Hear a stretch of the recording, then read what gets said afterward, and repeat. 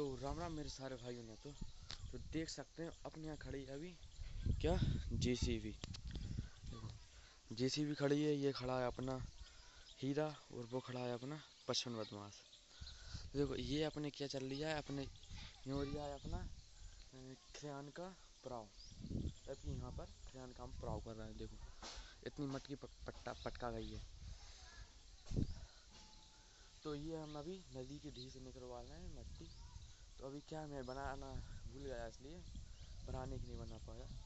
तो देख सकते हो मतलब कि जेसीबी भाई जेट ब्लैक कांच देख सकते हैं।